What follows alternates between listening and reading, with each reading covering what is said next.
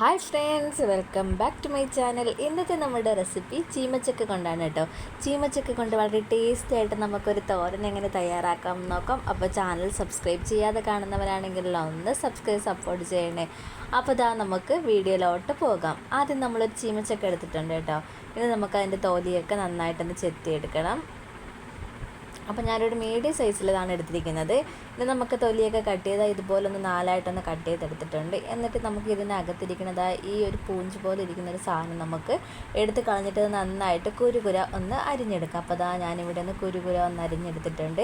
ഇത് നമുക്ക് തോരൻ ഉണ്ടാക്കാനായിട്ട് വേണ്ടത് ചെറിയുള്ളിയാണ്. അപ്പോൾ ചെറിയുള്ളി ഒരു 10-15 ചെറിയുള്ളി എടുത്തിട്ടുണ്ട്. ഒന്ന് നീളത്തിൽ കട്ട് ചെയ്തതും 2-3 പച്ചമുളകും കറിവേപ്പിലയും എടുത്തിട്ടുണ്ട്. ഇനി നമ്മൾ മൺചട്ടിയിലാണ് ഇന്ന് തോരൻ തയ്യാറാക്കാൻ പോകുന്നത്.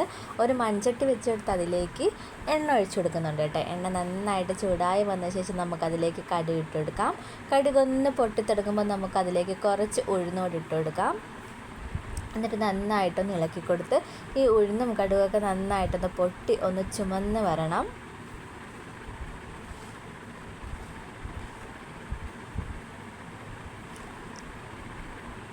അപ്പോൾ കടുകൊക്കെ ഒന്ന് പൊട്ടി നമ്മുടെ ഉഴുന്നൊക്കെ ഒന്ന് ചുമന്ന് വന്നിട്ടുണ്ട്. ഇനി നമുക്കിതിലേക്ക് കുറച്ച് വറ്റൽമുളക് ഇട്ട് കൊടുക്കാം. ഒരു 2 വറ്റൽമുളക് ഒന്ന് കട്ട് ചെയ്ത് ഇട്ട് കൊടുക്കുന്നുണ്ട്.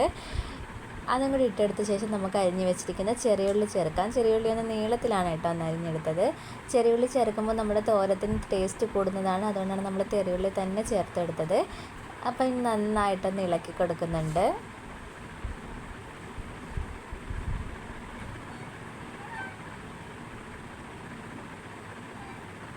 ഇനി ചെറിയുള്ളി അല്പം ഒന്ന് വഴണ്ട് വരുമ്പോൾ നമ്മൾ അരിഞ്ഞ് വെച്ചിരിക്കുന്ന ചീമച്ചക്ക നമുക്കിതിലേക്ക് ചേർത്തെടുക്കാവുന്നതാണ്. അപ്പോൾ ഏകദേശം ഒന്ന് വഴണ്ട് വന്നിട്ടുണ്ട്.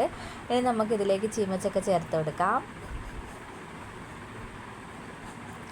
അപ്പോൾ നമ്മൾ ചീമച്ചക്ക എല്ലാം ഒന്ന് ഇട്ട് കൊടുക്കുന്നുണ്ട്. എന്നിട്ട് നന്നായിട്ടൊന്ന് ഇളക്കിയെടുക്കാം.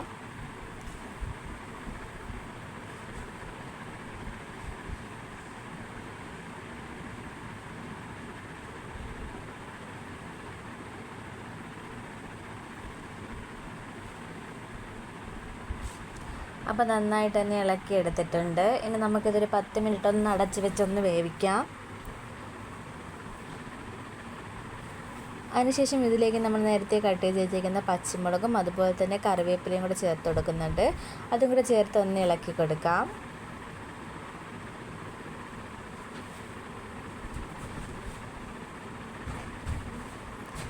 ഇനി ഇതിലേക്ക് ഈ ചീമച്ചക്ക ഒന്ന് വെന്ത് വരാനായിട്ട് ഒരു അല്പം വെള്ളം നമുക്കിതിലേക്ക് ചേർത്ത് കൊടുക്കാം. അല്പം വെള്ളം മാത്രമേ ചേർത്ത് കൊടുക്കാവൂ, അല്ലെങ്കിൽ വെന്ത് ഉടഞ്ഞു പോകും. എന്നിട്ട് നന്നായിട്ടൊന്ന് അടച്ച് വെച്ച് വേവിക്കാം. അപ്പോൾ ഇത് വെന്ത് വരുന്ന സമയം കൊണ്ട് നമുക്കിതിന് വേണ്ടിയുള്ള ഒരു അരപ്പ് തയ്യാറാക്കിയെടുക്കാം. ഒരു മിക്സിയുടെ ജാറിലേക്ക് അല്പം തേങ്ങ ഇട്ട് കൊടുക്കുന്നുണ്ട്. പിന്നെ എരിക്ക് ആവശ്യത്തിന് 3 പച്ചമുളക് ചേർത്ത് കൊടുക്കുന്നുണ്ട്.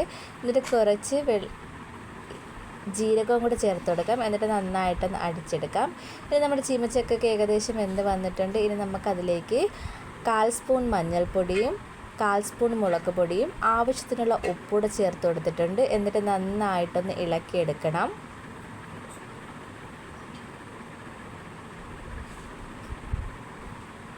ആ പൊടിയുടെയൊക്കെ ഒരു പച്ചമണം മാറി വരുന്നവരെ നമുക്ക് ഇടയ്ക്ക് കൊടുക്കാം. ഏകദേശം നമ്മുടെ ചീമച്ചക്ക നന്നായിട്ടൊന്ന് വെന്ത് വന്നിട്ടുണ്ട്.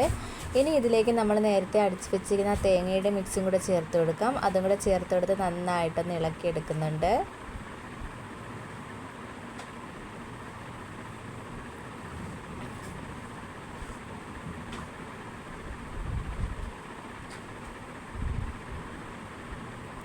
അപ്പോൾ നന്നായിട്ടൊന്ന് ഇളക്കി എടുത്തിട്ടുണ്ട്.